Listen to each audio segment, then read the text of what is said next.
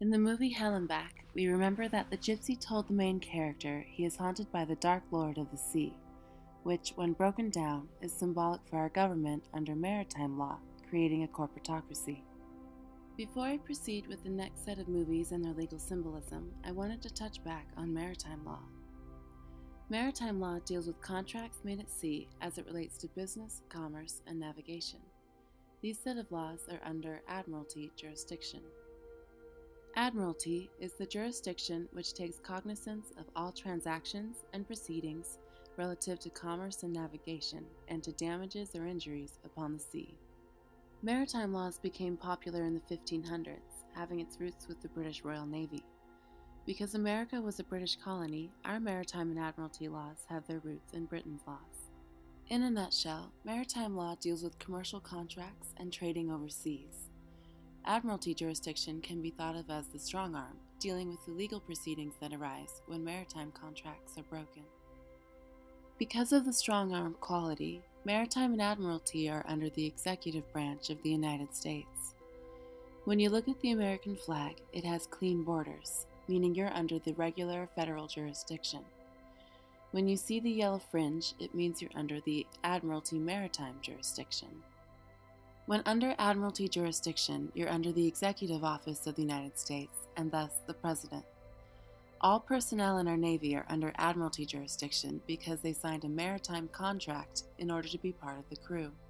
One is under maritime law when one chooses to contract with it, thus bringing you under Admiralty jurisdiction if you go to court. Maritime Admiralty actions require a contract between the defendant and the plaintiff. In other words, no contract equals no obligation to perform. Maritime and Admiralty laws are the laws of the tidal seas. They only pertain to international commerce, debts, and war as it pertains to settling debt. These laws differ from common law, which is the law of the land. Laws of the land deal with estates, trusts, birthrights, and inherent rights. The law of the land is considered private law, while the law of the sea is public law. The laws of the land prohibit the intermixing of private and public. This was to ensure that corporatocracy would not take over and create indentured servitude like it had in England. The laws of American land can be found in the Declaration of Independence, which declared that all people are equal and sovereign under the Creator's natural law, and assumed among the powers of earth their separate and equal station to which the laws of nature and nature's creator entitle them.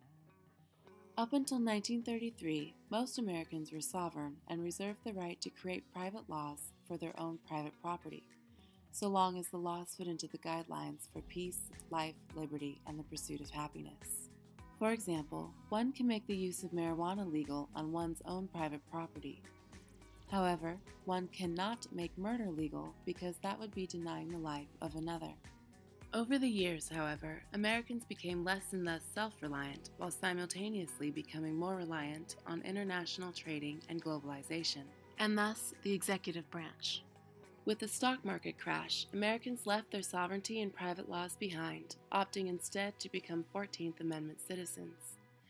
14th Amendment citizens are considered to be contracted employees of the corporatized state. Congress passed statutes allowing for all states, including landlocked states, to be considered oceanside. It converted every river, lake, and even our roads and railways into international waters for commerce and trade. In short, maritime and admiralty law became applicable to the land and private beings, whereas before it was exclusive to the tidal seas and government officials. However, there was still one hitch in the plan. Although the people opted to be under the public, maritime, and admiralty laws, common law still forbade the mixing of private and public.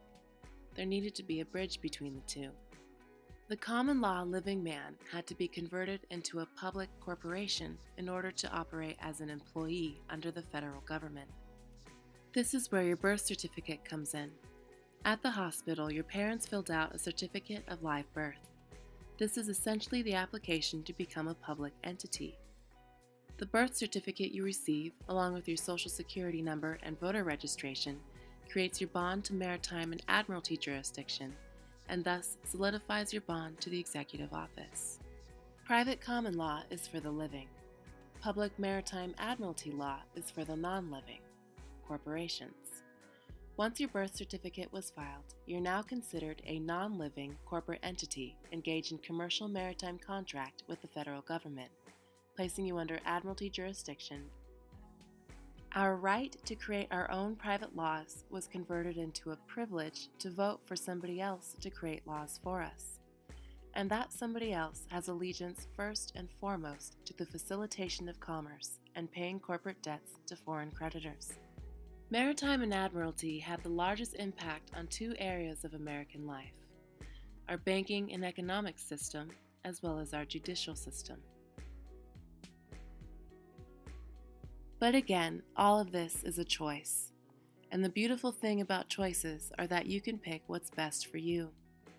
Common law never left us. We left it. And we can return at any time. I would like to thank everyone for watching and take care. Love and light.